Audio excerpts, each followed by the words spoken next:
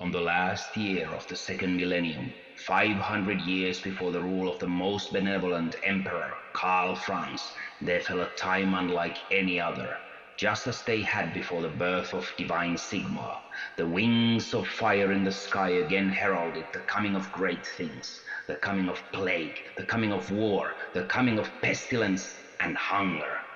For its unholy name is now stricken from the records of the great library of Altdorf, and its ruins razed by Magnus, the savior of the empire.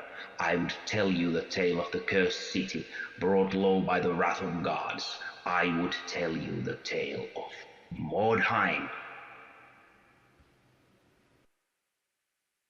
How do you do it? But it's to me, we talked about this yesterday, it's much more about you have to, if you're making a fantasy or science fiction universe, it's like the Imaginarium, like Tolkien said, you just have to immerse yourself into it, and they try to avoid all possible interruptions, because you have to see the world that isn't there yet. So if you want to write the fiction or the rules or make the art. Well, for me, it was like Mordheim was, what, 300, was it 500 years back from the 500, yeah. 500. And I think in real life, you go back 500 years, he actually hit my favourite period for art, and like turn of the 1500s into woodcuts and stuff. The people like Albrecht Dürer and paintings like Grunwald and Altdorf, all very northern Renaissance stuff. And suddenly I saw Mordheim like that. And one thing the art of that period does is rely on symbolism a lot. I thought, wouldn't it be great if we had an invented symbolism? We don't even have to tell people what it means. And just inventing stuff like owls holding swords on top of shrines, you go, or people holding big keys. You go, what is that all about? So I remember I approached Rick Priestley at the time. I said, look, I want this project for myself, and I'll just take Alex Boyd with me. We'll do it in the style of as if we're about in the 1500s. So at that point it becomes, I'm really there. I'm there. I'm not in the modern world illustrating it.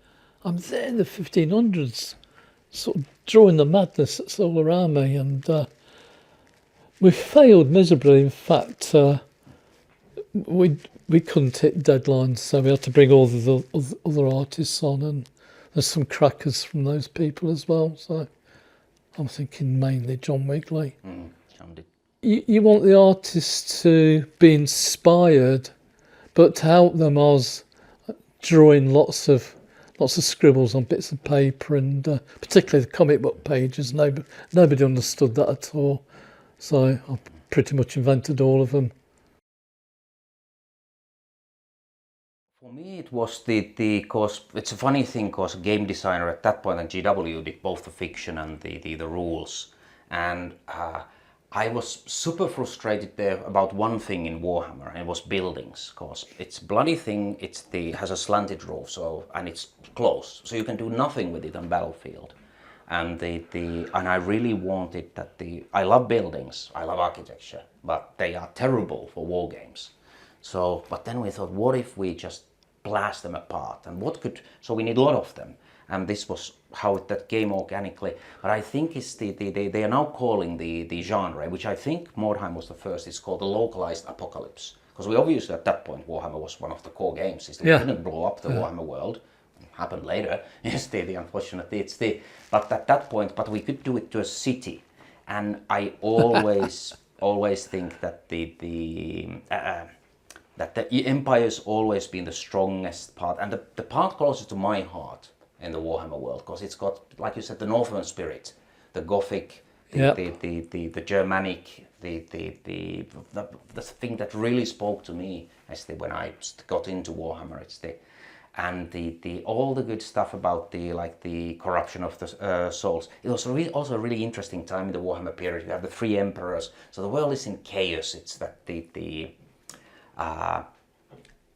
time of great upheaval. It's that I always think is the most interesting time, because then you don't have clear dividing lines between good and evil, and the clear distinctions of nations, because the empire was in total civil war, in a conflict with itself, which then allowed us to like the pit people, the provinces of empire who normally wouldn't fight against with each other in there, and then make the weird stone sort of the it symbolizes the struggle for souls. I mean, the irony, of course, is that the weird stone is the wolf stone is totally corrupting.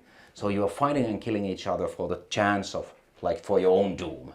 It's and I think there is like something there that, because there has to be a reason. It's the why the game keeps living. Like we are nobody's more surprised than we that we have a game that hasn't been supported for almost 20 years, and there is just one bloody Facebook group has 25,000 people and it's hyperactive, and the most actively supported game on anywhere could only dream of that kind of level. So something must have been right. Because it wouldn't.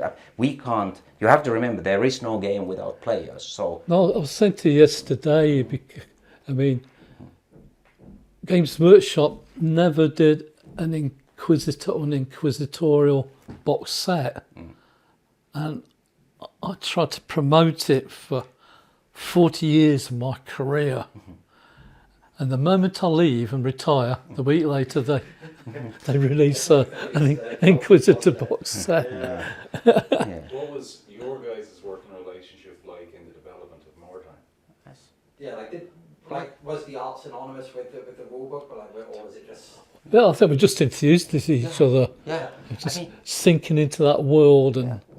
It's so, cause I've worked in engineering firms where there is like a rules you follow. We just talked and chatted. It's very organic, and I think for creativity to flourish, there has to be some looseness to it. I mean, of course you know what you're doing. There is an end product you want to do, but to try to sort of, I mean, I've never. There is some artists that wanted, especially when doing like a Warhammer regiment, they wanted to know exactly like what's the gun like, what are the runes on the shield like, and I'm happy to do that. But in your case, it's much more on a higher level, because I don't have to worry about you will do more and the more the amazing details than I could ever come up with a paper. Well, I think I got a very deep interest in real history, which I was finding our other artists.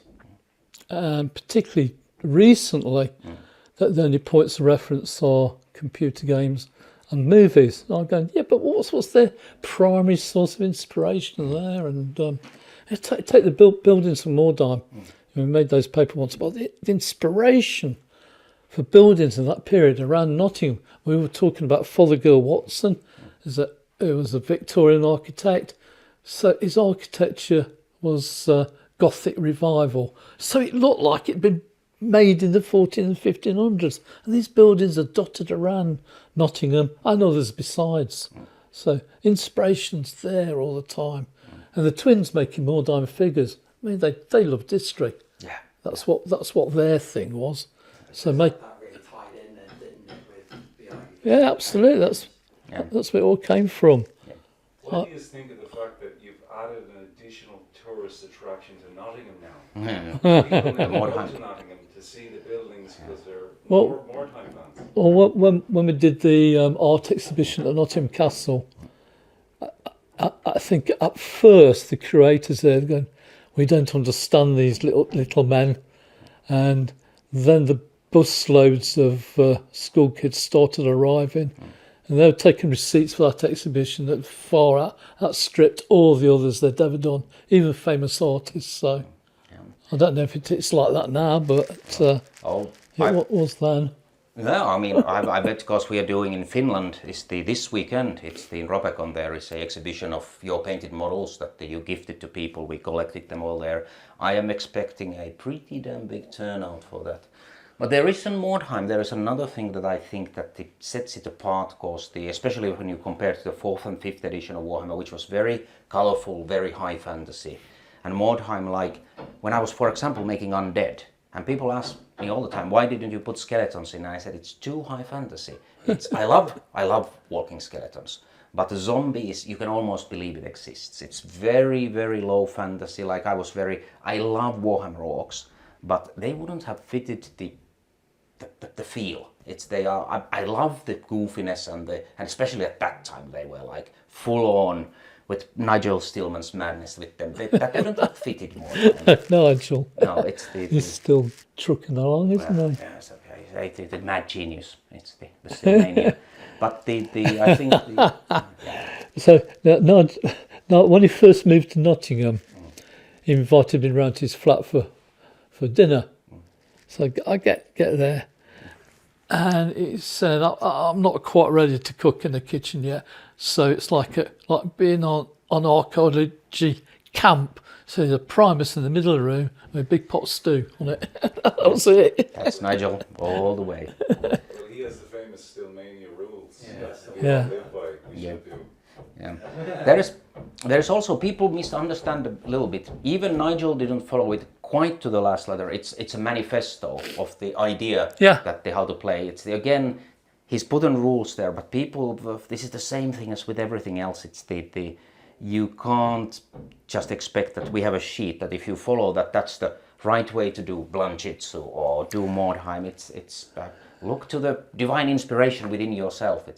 Yeah, absolutely. I think that's what's amazed me with Mordheim is that if you look at the crux of it, it could be a very simple rule set for someone who just wants to play quickly. Yeah. But there's so much more beyond it as well. So it kind of appeals. I think one of the appeals is that let's say someone sees you playing Mordheim and they think, wow, that's really cool.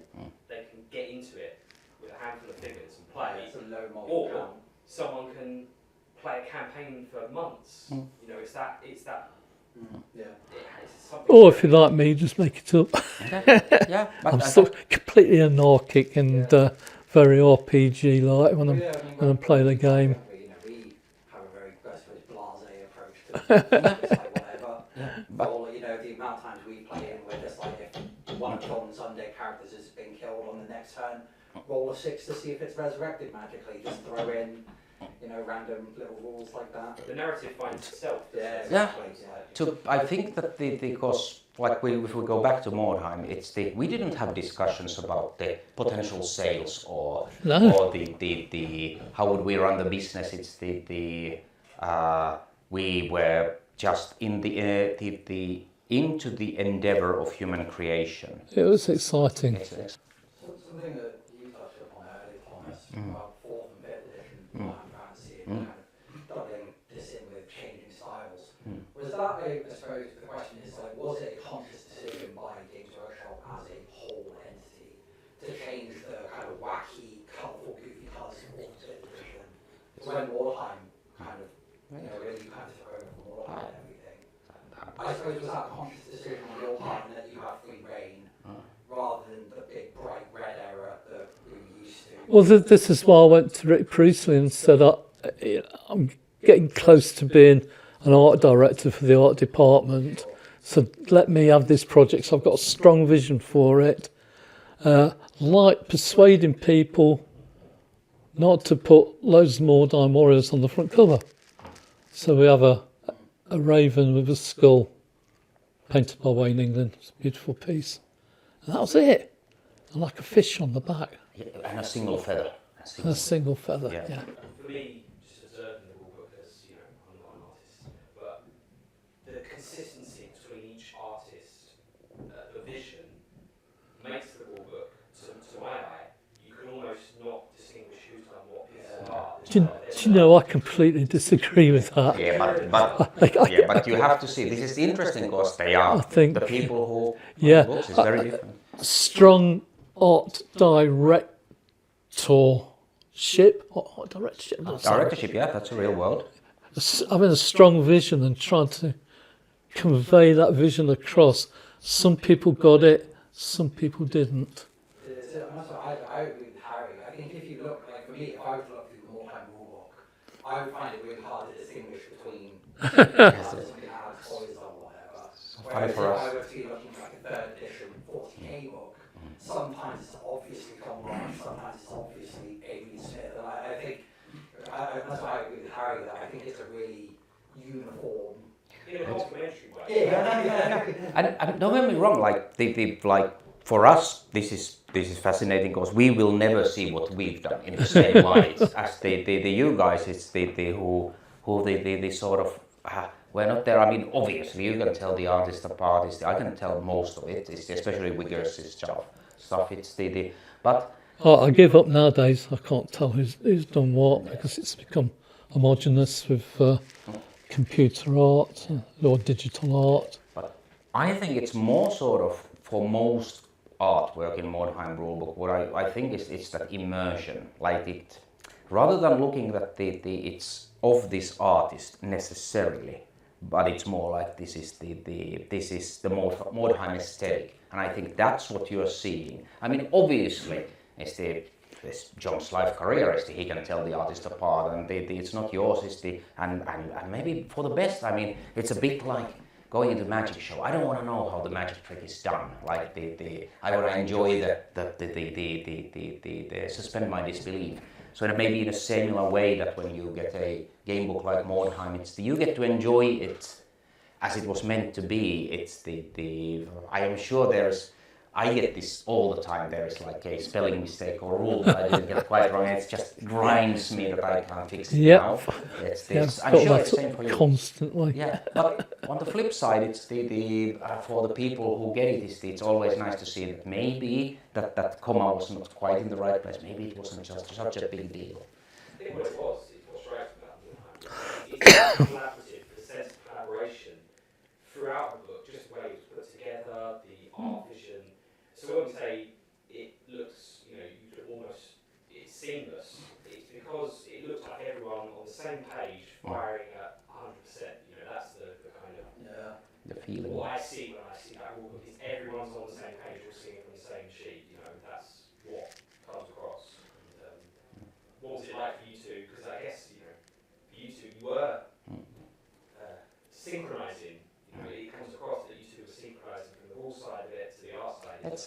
It's more like I wrote remember when you did the full pages? I would write the text on the other side. But listen, I didn't check your work and you didn't check mine. I was working from home at the time. Yeah. So, I just drew. You didn't check the artwork, I suppose. Was that I suppose, confidence that whatever John had drawn would probably fit the aesthetic? I think for our colleagues who run the studio, which is mainly Rick and Alan, they had enough trust to know that creatives like us were going to produce something they could never see. So it was always more for them. So it was a very joyous experience. In terms of the box cover, which is magnificent and resides currently in Finland, I understand. Yep. Did you ever come close to having a crack at doing the box cover yourself? Because some of my favourite covers ever were your 40k ones. Yeah, I couldn't because of time, but the chap who did it, Jeff Taylor's a close friend of mine for years before Games Workshop. So I asked him to do it. He didn't know anything about model soldiers at all. But again, you see, I'd drawn a piece of tracing paper for him, helped him through the process, but also with the knowledge that what he gave back would be awesome. Meaning you gave him an outline idea of what it could look like? Yes.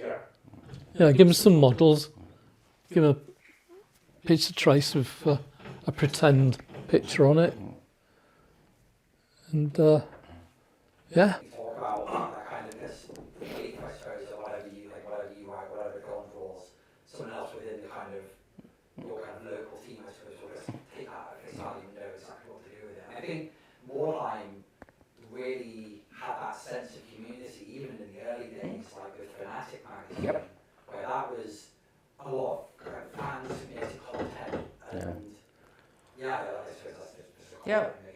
It is.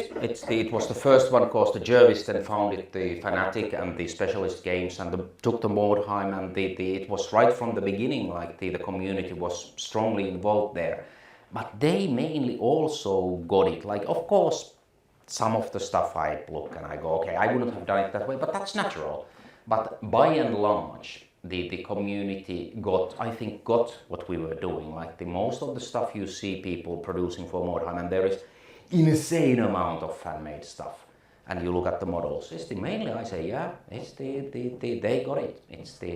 But this is the thing. Like if I gave the let's take a special character like Iron or the Sword of Twilight, and if somebody came back and drew a fat clown, of course I would have spoken up, obviously, but that never happened.